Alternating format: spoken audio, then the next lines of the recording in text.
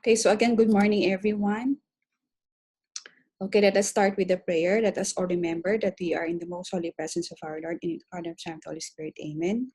Let us pray the Lasallian prayer. I will continue, O my God, to do all my actions for the love of you. Saint John Baptist de La Salle, pray for us. Live Jesus in our hearts forever. In the Father, and Son, and Holy Spirit. Amen. I'm going to start the discussion with how to translate your research into a publication. This was actually the same things that we shared during the Academia Lasaliana Journal Manuscript Writing Workshop. But I omitted here the workshop part. But anyway, no, I guess we have discussed most of them when we discuss the introduction part. So ganun din, no? So it's a review lang, no? Okay. Now, so it says here that especially in the academe, no, we are always reading or hearing this saying, keep calm and publish or perish. Okay, they say in the academe, okay, we can either publish or perish. Okay, so instead of perishing, so we opt to publish. No, and publications, no, sabi natin publications one. They are requirements for your graduation, and publications can help you in your promotion.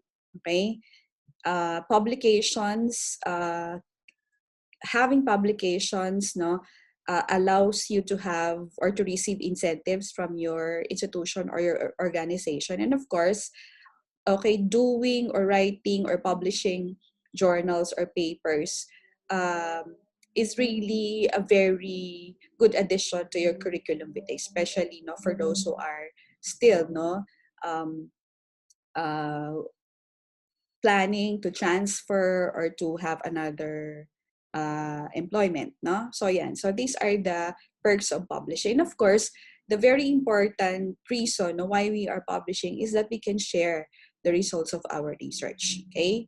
So especially your undergrad thesis, your master's thesis, your PhD dissertation, so they should not be kept in shelves, so they should be shared. Okay, so that's the purpose, no? Okay, now it says here that a very important part of a research, no, for it to really be utilized, okay, is for your research to be translated into a journal.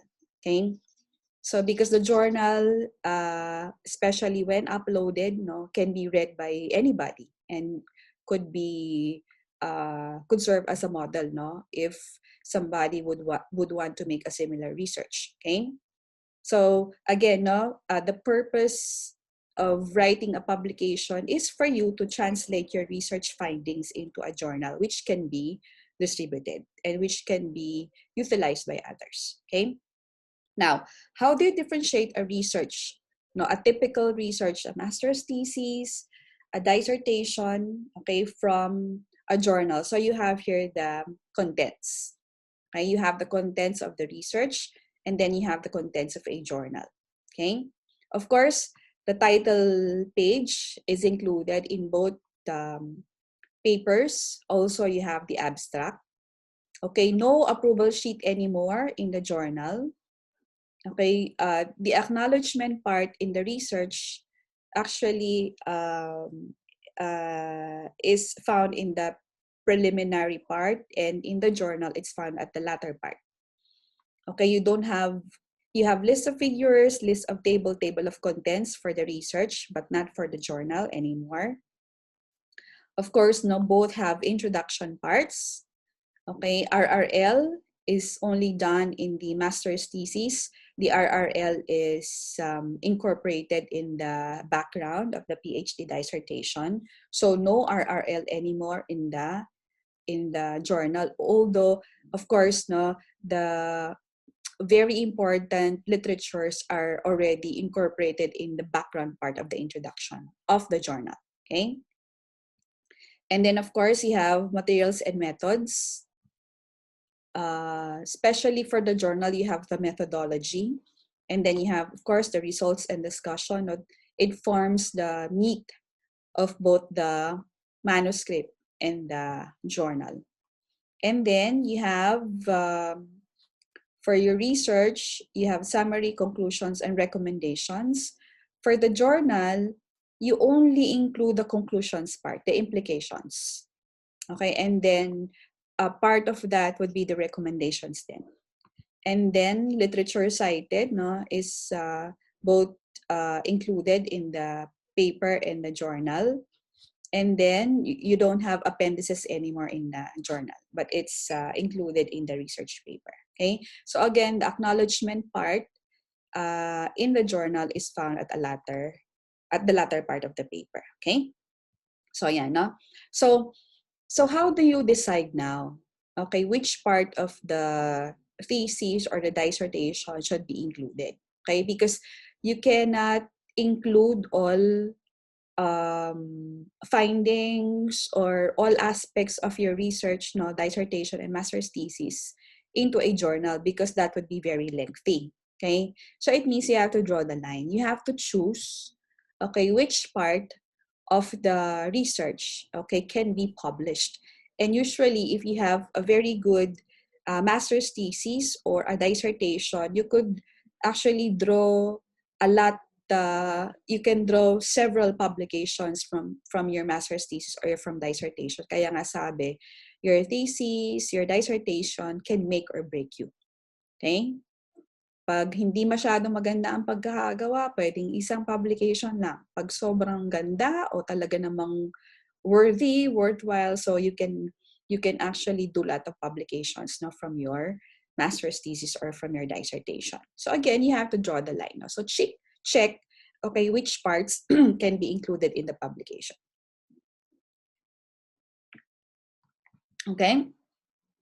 Now, in terms of format, it says here you have to always conform, okay, to the format of the journal where you want your paper to be published. Okay, that's a very important note to be considered because prior to your submission of the journal, okay, you have to review the guidelines or the policies of the journal, no, in terms of text type or font type, in terms of spacing, in terms of number of pages, okay, in terms of style.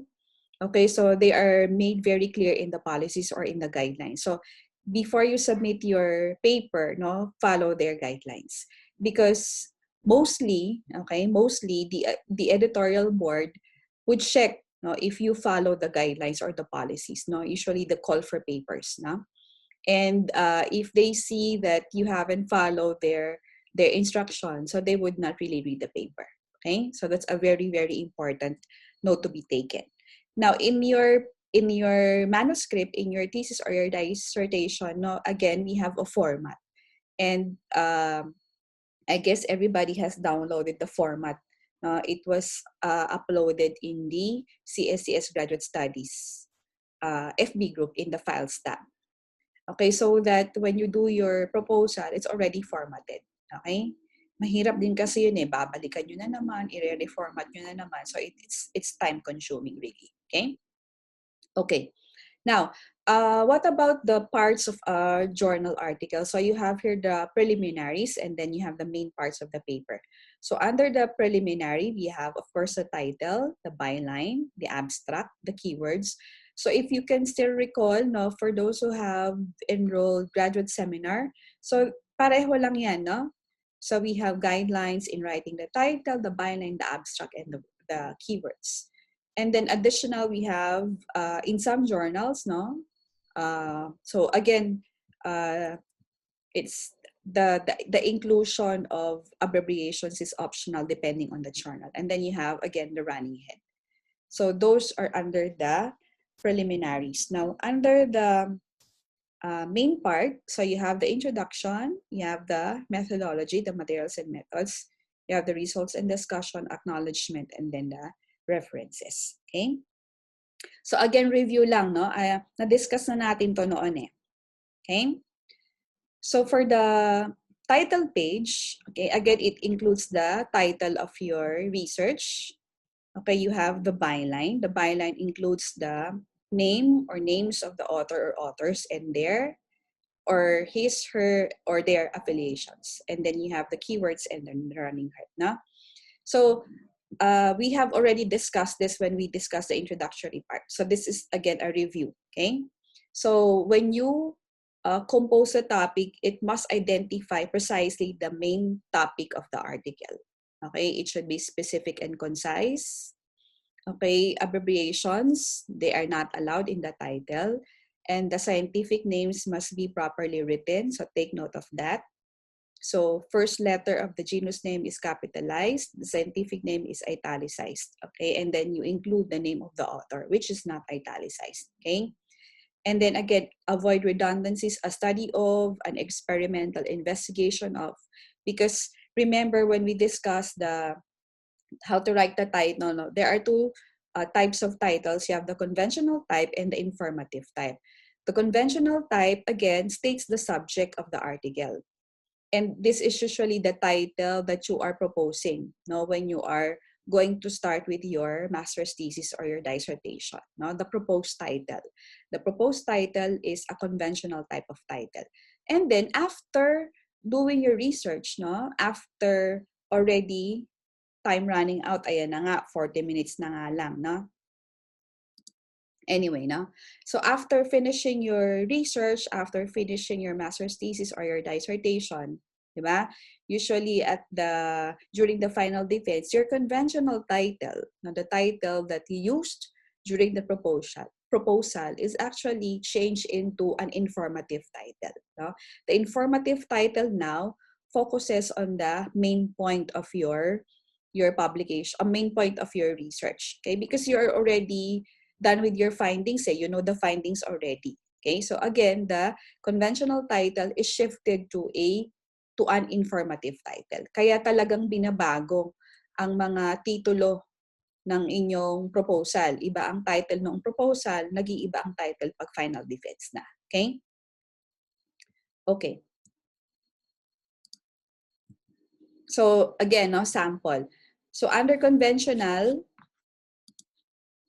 okay, it says here, wala na akong mouse ata. Ay. Ayan na. So it says here, effect of radar electromagnetic fields on migrating birds. So again, during the proposal, since it's only a proposal, you don't know the effects yet. Or one does not know the effect of radar electromagnetic fields on migrating birds. Okay? Kaya ganyan lang ang title. But after finishing the title, this conventional title can be shifted now or changed to an informative title. No? So migrating birds response to radar electromagnetic fields. Okay? So another conventional title, Survey of Plant Resources in Mount Bacolod, Cuenca, Batangas, and their economic uses. So after the thesis, okay, an informative title could be economic uses. So instead of survey of, so the title is changed into economic uses of plant resources at Mount Bacolod, Cuenca, Batangas, Philippines. Okay? So ayan na. Excuse me. So that would be for the title.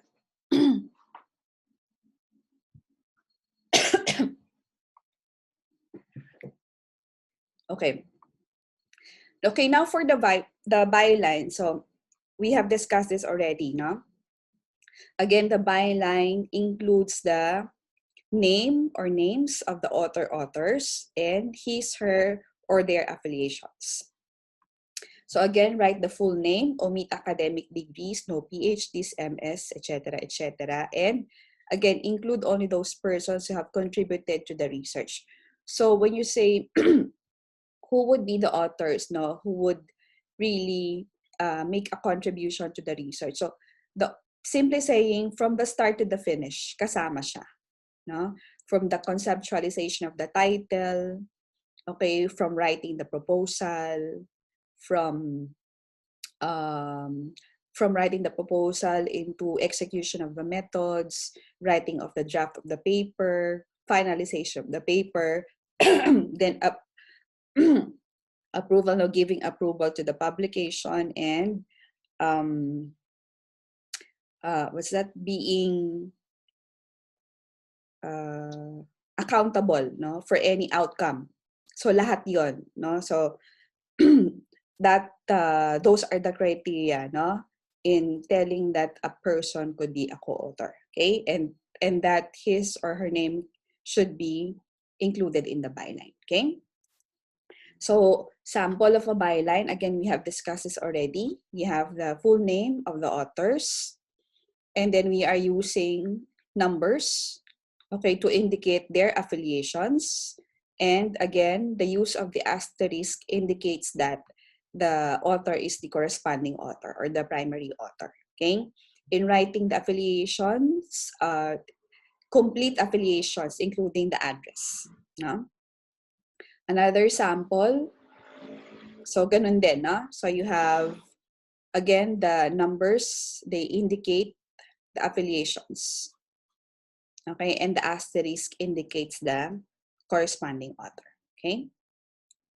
Now, what about keywords? Again, no, keywords are very important because, as I've explained in the earlier discussion, keywords are actually your hashtags. Okay, they increase the chances of your paper being shown, okay, being found, okay, in internet searches. So sila yung mga hashtags, no?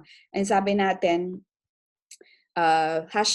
keywords are very important because they represent the entirety of the paper. They're alphabetical arranged, and you can include mga 3 to 10, roughly mga 5 to 6, no, keywords. And again, they should not be found in the title because those keywords, okay, in the those words in the title, they are automatically indexed. So you add keywords. So that's the purpose of the keywords after the abstract, okay? And then it says here, the running head is actually the shortcut of the title, okay, of your research. And usually this is used for indexing purposes. And the running head is decided upon by the editorial board. So sila ang nakakaalam kung ano ang running head na kanilang gagamitin. Na? So again, sample of keywords. Okay, so ito, the title was, okay, a neuron diversity and ecology from forest fragments in Cavite Province, Luzon Island, Philippines. So again, keywords. I guess we have already discussed this last time, no? And we said that the keywords should not be found in the title. Okay, they are additional hashtags to your paper. And this is the running head. Okay, the running head is again the abridged form of the title. It's a shortcut, no, shortcut name for the title. So like, for example, in the Philippine Journal of Systematic Biology, they identified habitat associations of the Anuran fauna as the running head for this title. Okay, so again, it's for indexing purposes. And again, it's the editorial board, no, who decides on the running head that will be utilized for the publication. Okay. Now, again, no, abbreviations. So abbreviations can also be utilized, and usually it's found at the title page. And again, it's optional. It depends on the journal. Okay. So again, for easy reference, they are also alphabetically arranged, like the keywords. And you only include technical terms, not the name of offices or agencies, like not DNR, Department of Environment and Natural Resources, hindi mga ganon. So those are technical terms. So if the abbreviations are not found in the title page, they can also be introduced directly in the text. And when they are utilized for the first time or at first mention, okay, you have to spell out and then place the acronym inside the parentheses. Okay? So halimbawa, the only protected area in Cavite is Mounts Palaypalay Mataas na Gulod Protected Landscape. And then, open parentheses, okay, ano ba yan? Mount Palaypalay. MPPMNL, So, yon, no? Pwede rin yon. So, an example or examples of abbreviations are here, no? Like for example, ML means maximum likelihood. Okay, MP means maximum parsimony. So it means if readers would encounter ML and MP in the text, no? So ML means maximum likelihood and MP means maximum parsimony. Okay, so those are the examples of abbreviations. Okay.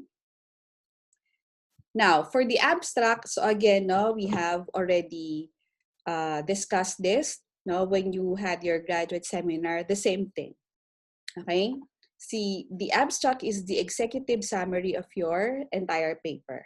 So it means it should be properly written to represent your entire paper. Okay? And sabi natin, no, when we discuss literature review, that's the first part and the most important part. No, the first part that is actually read by people, not the abstract. So if the abstract was poorly written, wala na, hindi na yung babasahin.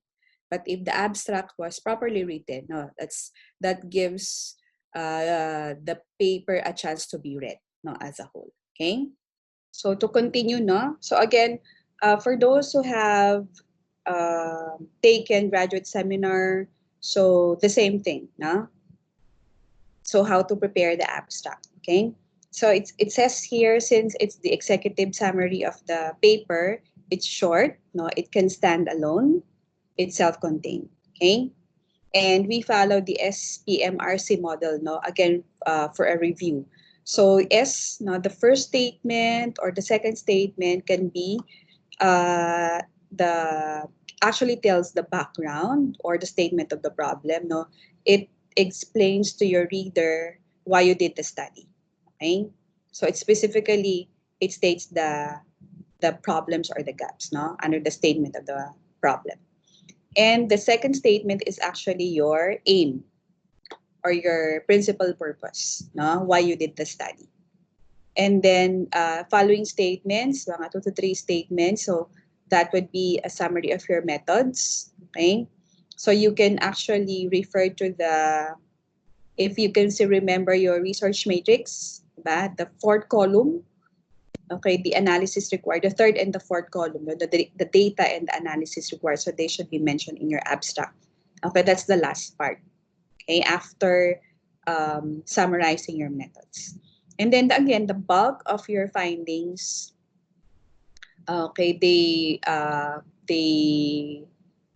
include the bulk of your abstract, no, includes the major findings of your research. And then last statement, you have your conclusion. But when we say conclusion, you don't simply answer your objective or your aim, but more importantly, what are the implications of your major findings? Now, why are they important? Okay, so yun. So again, this is just a review. And for the additional tips, we have discussed this already, I think, no? So again, even if you make an abstract in your research paper, in your thesis, in your dissertation, the same rules apply. Okay, whether it be again in the paper, in the manuscript, or in a publication, no? Same rules apply. Okay, so the abstract is very short. It should be one paragraph. It should be single space. Take note, kasi meron ako nakikita sa thesis dissertation double spaced din. So it should be single spaced. Okay. So it's about 100 to 250 words or less than 5% of your paper. It should be less technical than the paper itself. No citations, no footnotes, no abbreviations, acronyms, tables, and figures. No. And again, do not paste sections taken from the main text. So you have to really write your abstract in a very simple, in a very nice way. No, again, that would represent the entirety of your paper. Okay? So don't go to your background, get a statement, to your methods, get statements, and then paste them all together. So it's not the proper way of making your abstract. Okay? So again, additional tips, be informative and not interpretative. That's why only the major findings are included in the abstract, nor interpretations are added. Okay? Okay, so give numerical and statistical information without giving explanations. Take note, no, the second to the last tip. Okay, this is usually the most one of the more common errors in making an abstract.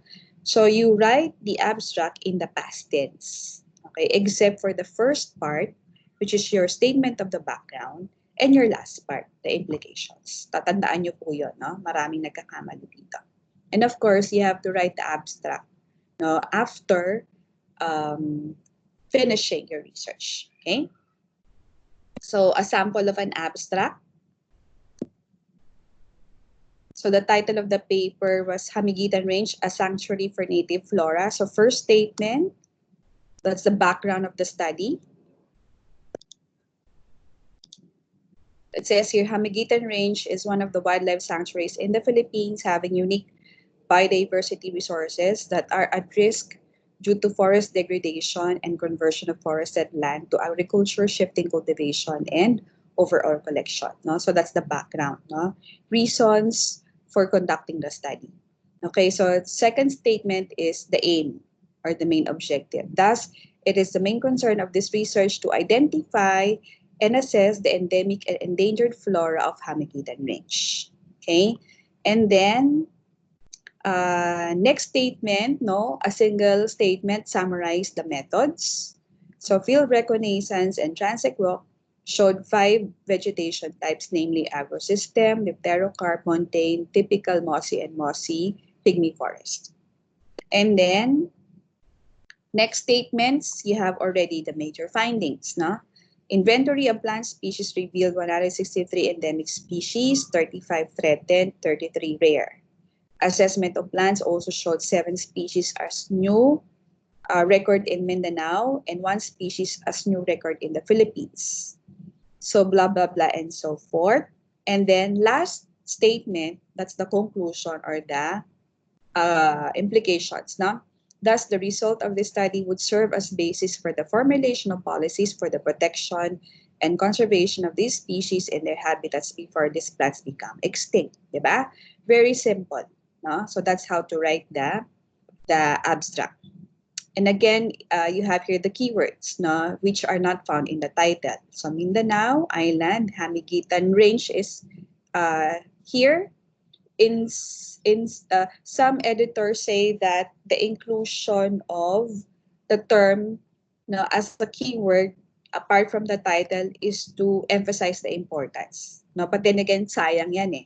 Kasi nabanggit na siya sa title. So sana napalitan na lang ng ibang pangalan, no? And then you have endemic, assessment, and diversity. Okay? So, yun, no? So, I guess, again, no, if you have enrolled graduate seminar, there was an exercise, no, of writing the abstract. So, take note of this, this do's and don'ts, no, when writing the abstract. Okay? Now, for the introduction part, again, the same thing. Okay, as we have discussed in our chapter 1, diba? So again, the introduction describes the background and provide the rationale for the present study. Okay? So again, in the background, you introduce your topic, okay, especially if the readers are not so familiar with the topic.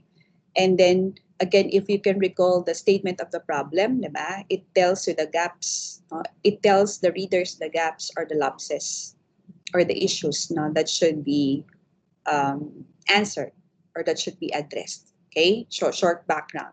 Okay, and includes literature references cited that will provide the most relevant background to the research, and it must be in paragraph form. Okay, avoid enumerating the objectives, problems, or the hypothesis. Okay, you can state there the main objective or the main aim, but not anymore the specific objectives, okay, which are identified in your thesis. No? And then again, the background should not be very lengthy. Okay, it should not really occupy the major part of your paper, which should be for the results and discussion part. Okay. So please be guided by these 4 questions when you do the background or the introduction. Okay. So what is the problem or what is the research all about? Why is it necessary to solve the main problem or work, or why is the problem work important? So that's the importance of the study. What were the findings of the previous author? So you have the development of the background, and why do I expect to accomplish or prove the hypothesis. So state the purpose or the rationale. So these are the contents of the introduction. So remember, the introduction in the journal or the publication is short. It's not really compared to the introduction part of the thesis or the dissertation, which is very lengthy. So again, you have to draw the line. You have to choose. Okay? You have to make the cuento short enough. No? Short enough, but very clear enough. Okay, allowing you to explain to your reader why you did the study and how do you intend to address the study? How do you intend to address the gaps or the problems? Okay? Maigsi lang yon. Kumbaga, ang journal ay isang shortcut version ng inyong thesis o ng inyong dissertation. Okay? So sample introduction. So title of the publication was Intensity of Soil-Transmitted Helminthiasis in School-Aged Children in Sarangani Province, Southern Mindanao, Philippines. Okay? So that was the title. So for their introduction of the problem, so it says here, soil-transmitted helminthiasis, STH. So this was the thing I explained earlier on acronym. So if it's the first time that you're going to use the term or the word, you have to spell it out, and then you can enclose that in a parenthesis. And in the subsequent parts of the paper, you can always use STH. So it means soil-transmitted helminthiasis, okay? So again, soil-transmitted helminthiasis persists in the Philippines where poverty prevails. Okay, this usually comes along with poor sanitary practices, indiscriminate defecation, poor eating habits, and ignorance of unhealthy behaviors. Most STH-infected individuals are positive with helminths such as Ascaris lumbricoides, Trichuris trichuria, and Xylostoma duodenale or Necator americanus, making it a public health concern to reckon with. No? So again, so this is the problem. No? So introduce your problem. And then state why the research is significant. No? It says here there is a strong evidence of association between helminth infestations and learning ability, memory, and verbal fluency and presence of parasites. Okay? In particular, A. lumbricoides, it should be italicized, and T. Trichura, infections were associated with poor performance on tests of memory and tests for verbal fluency, respectively. Related findings were reported on the relationship of parasitic infection and mental processing. In addition, stunting growth and undernourishment, especially in helminth-infected children, have been constantly observed. Okay? That's why it's very important to study. No? So develop the background. So you have to present other literature that are literatures that are related to the study. So in other countries, the occurrence of STH is also associated with poor living conditions, inadequate sanitation and water supply, soil quality, and climate, poor personal and environmental hygiene, and poor health awareness. In Asian countries, STH has been recognized to be extremely prevalent. Cases of geohelminth infections have been reported in Malaysia, Vietnam, Thailand, and China. Consistently, the studies have shown higher prevalence rate and or intensity of infections among children. Okay? Now, another background pa, no? Now, for the purpose, no, why the authors did the study, so taking into consideration the harmful impact of helminthic parasites in humans in terms of health, this study was conducted to determine the intensity of soil-transmitted helminthiasis in school-aged children in Sarangani Province. This is believed to help establish baseline information regarding soil-transmitted helminthiasis and thus merit periodic monitoring to assure parasitic control within the region. Okay? So as you can see, if you're going to count that, how many? 5 paragraphs? 5 to 6 paragraphs now, but you're done with the introduction. Okay? As long as you're able to inform the readers what the topic is all about, no? What's the importance of doing the research, and then you have presentation of relevant literature and the rationale, and you're in. So you're set with your introduction. Okay?